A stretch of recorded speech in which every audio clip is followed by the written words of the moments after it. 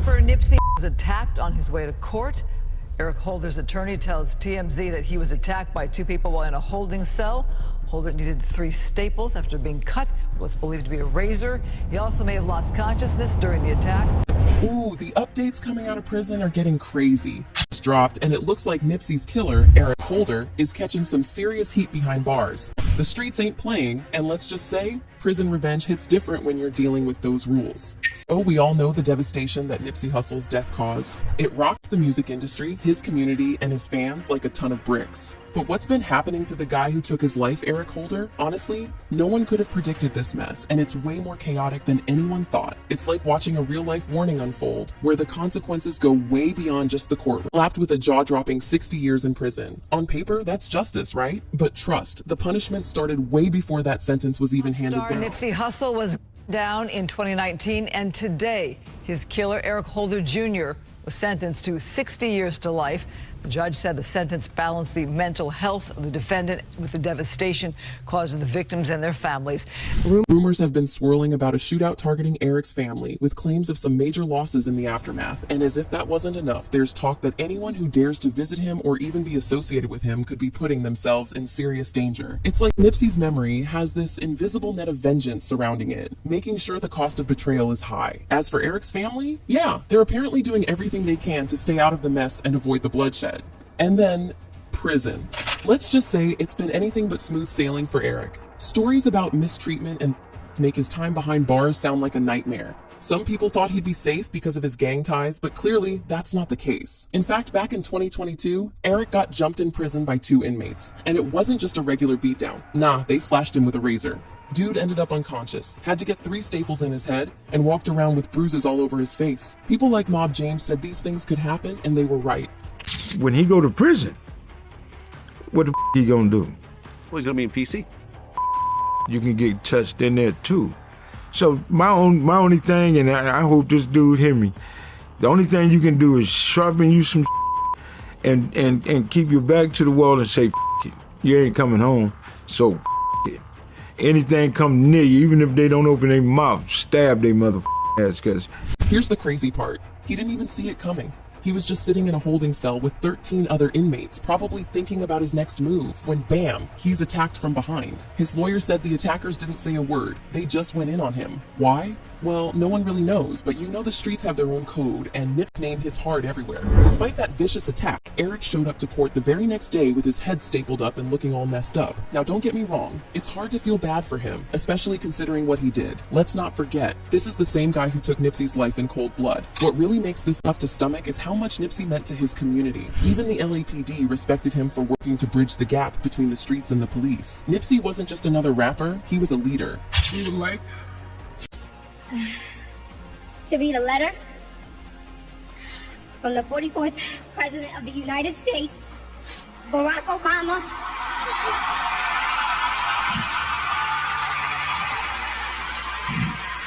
Sent in regarding the life and celebration of Nipsey Hussle.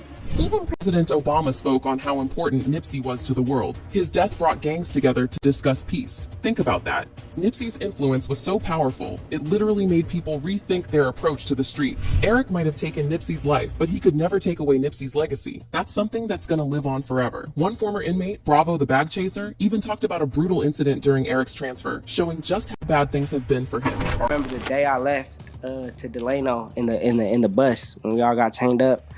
Caught the chain. It was March 29th. You'll never guess who was on that bus with me. Who? Eric Holder. I killed Nip. Swear to God. On everything. He was right there on the same bus, and it's crazy because I'm chained up. I'm with a few homies. I'm with a homie from 60s too. Yeah.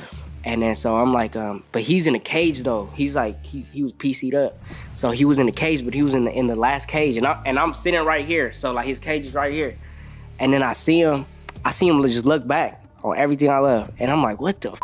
I'm high too, mind you, I'm faded. So I'm like, what the f? And I tell the homie, I'm like, hey, I'm like, bro, I think that's old boy. He's like, and he look at me like kind of disrespectful, like, man, you tripping, you high, like, you off drugs, like, you feel me? And then I was just like, all right, bam, I go bang on his window, boom, boom, boom. He looks back, everybody on the bus like, what the f?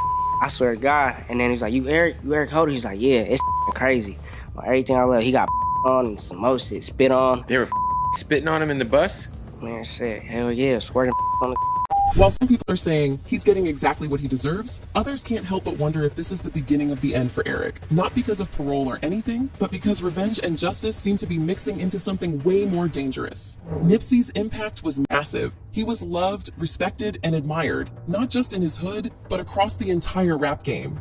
Eric probably didn't realize just how far Nipsey's influence would stretch or how deep people would go to protect his memory. But you need to realize one thing. When Eric Holder pulled that trigger, it wasn't just a crime, it was like throwing gasoline on a fire. Rumors exploded about payback, and it wasn't looking pretty for Eric or his family. Word on the block was that his family got caught in the crossfire, literally. Some unverified reports claimed at least 2 of Eric's relatives might have been taken out or shot at as revenge for Nipsey. Official receipts? Nowhere to be found. But you know how the streets work. The rumor mill doesn't need a fact checker. And things got even spicier when Tariq Nasheed, the calling Eric a snitch. He straight up accused him of being tied to other crimes. Oh, and he even dropped a photo he claimed was linked to the death of one of Holder's relatives. Messy, right?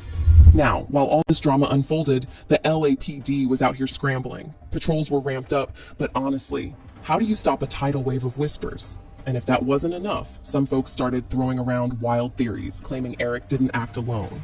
They said he might have been a pawn in a much bigger, messier game. And to be tight with Nipsey, but things went south when Nipsey decided to go independent. Only sentenced 56 years. 56 years. They was only able to sentence me to 23.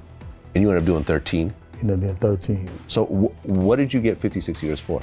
Someone from the Rolling 60s gang hinted that this fallout might have played a role in the whole situation. Wild, right? But let's keep it real. None of that speculation changes the cold, hard fact. Eric Holder pulled the trigger. For a lot of people, that's the only thing that mattered. But karma wasn't done with Eric. During his trial, Eric's time in jail turned into a nightmare. He got attacked, again. 2 inmates jumped her. Holder was supposed to be kept separate during transport, but clearly, someone dropped the ball.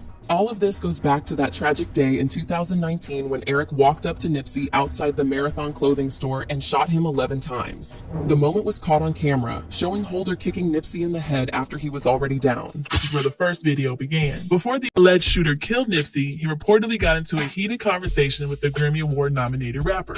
That footage shook LA and the world. Nipsey wasn't just another rapper. He was a force for change. And Eric? Well, he made sure the streets and the world would never forget him for all the wrong reasons.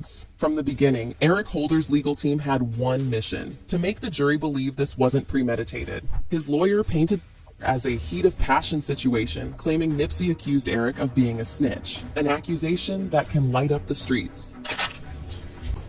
This is a case about heat of passion, and I'll get to that in a minute. But let's get to first things first. On March 31st, 2019, Eric Ronald Holder Jr. shot and killed Nipsey Hussle on Slauson and Craig. The twist: Eric and Nipsey weren't random strangers. They grew up in the same neighborhood, both tied to the Rolling 60s Crips. This wasn't a cold encounter. It was personal, and everything unwrapped. Guys, and Nipsey says, I wonder how this is going to play out. Right? You heard him say that kind of to himself in a way. So then Shitty Cuz starts to talk to you guys. Well, starts talking to Nipsey, right? He's not talking to you at all.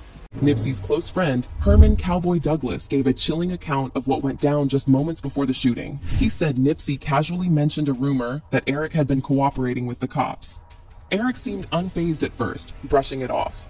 But 10 minutes later, the world lost Nipsey forever. What's interesting is that Eric's ex-girlfriend, Brianita, became a key player in this story. She testified that she had driven Eric to the plaza where Nipsey's Marathon store was located. She overheard Eric confront Nipsey asking, "Did you say I snitched?" What followed was chilling. Eric got in the car, loaded his gun like it was nothing, and made Brianita circle the block. After parking in an alley, he calmly ate his chili cheese fries before walking off. Moments later, gunshots echoed. Eric ran back, guns in hand, and shouted for her to drive away. Brianita didn't realize the magnitude of what happened until she saw the news that night. Imagine knowing someone for just a month and being dragged into one of LA's darkest moments. Nipsey's older brother, Black Sam, sat down with Big Boy for an emotional interview. He shared a haunting detail about that fateful day. Nipsey's usual safety measures weren't in place. That was the ride to the hospital, man. Just praying and, I was confident bro was gonna be good, man. And Just couldn't understand it, man. It's like the Twilight Zone after that. Everything I believed in or my faith in shattered. Sam explained that there was always someone armed at the door whenever Nipsey visited the Marathon store. But that day, no one was on guard. Nipsey, casually dressed in shorts, wasn't his usual alert self. Eric's movements added to the eerie vibe. Just approached Nipsey shirtless, almost as if he were scoping out the scene. Then he left and returned wearing a red shirt, a major red flag in their area. Sam suggested Eric deliberately put on the red shirt to confuse onlookers and make his actions seem unrelated to local gang politics. To Sam, this wasn't a heat-of-the-moment crime. It was cold, calculated, and devastatingly precise. That tragic day at the Marathon store left Nipsey shot 11 times and 2 others injured. Eric Holder's actions, captured on video, including the harrowing moment he kicked Nipsey in the head, shocked not just LA but the entire world. Nipsey's death wasn't just a loss, it was a seismic shift that revealed the deep-seated issues plaguing the community. His story continues to resonate, not just as a tragedy, but as a call to understand the complexities of loyalty, reputation, and violence in the streets. So, here's how it went down. Eric Holder was sentenced to 60 years to life in prison after being found guilty of first-degree for Nipsey Hussle's death. That verdict came in on July 6, 2022. And let's be real, the sentence was heavy, as it should be, given the weight of what he did. But that wasn't all. Eric was also convicted on 2 counts of attempted voluntary manslaughter and possession of a firearm. He pled not guilty to everything, but the jury wasn't buying his story when it came to Nipsey. Interestingly though, they did clear him of attempted charges tied to the 2 men injured in the shooting. After the sentencing, Eric's lawyer, Aaron Jansen, spoke out. He was disappointed and said they planned to appeal. I mean, it was always going to be a tough fight considering how public this case was. But Jansen did find a small win, saying they were at least relieved Eric wasn't convicted on the attempted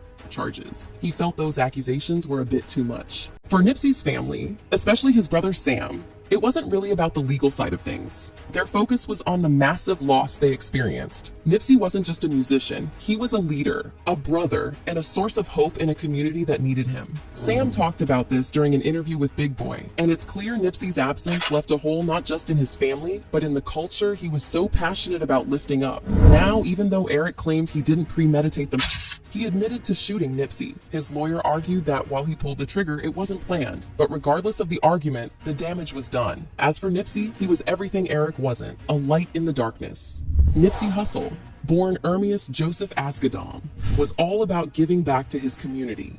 He wasn't just making music, he was making moves. From creating jobs to supporting local businesses, Nipsey was deeply invested in uplifting the same streets he grew up on. In fact, just days before his death, he was working with the LAPD on ways to reduce gang violence. Nipsey's career was incredible. He started out with his mixtape Slossin' Boy Volume 1, which got him noticed and landed him deals with Cinematic Music Group and Epic Records. From there, he dropped iconic projects like The Marathon and Crenshaw. Remember when Jay-Z bought 100 copies at $100 each? That moment cemented Nipsey's status as a game changer. Then came his debut album, Victory Lap, in 2018, and it was a massive hit.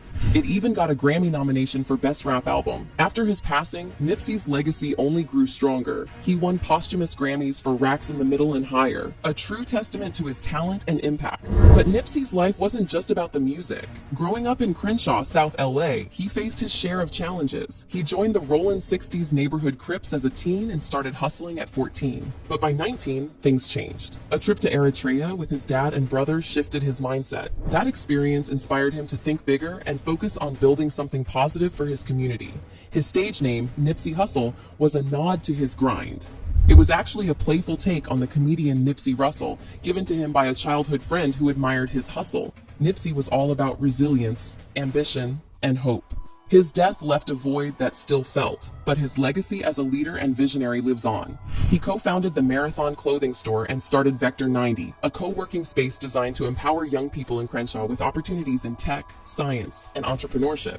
He also supported school improvements, mentored students, and used his voice to inspire others to rise above their circumstances. He was working on major projects like Destination Crenshaw to celebrate black culture, and even had a meeting scheduled with the LAPD to discuss reducing gang violence just days before he was tragically taken from us. When Nipsey passed, the world mourned. Fans, celebrities, and even former President Obama paid tribute.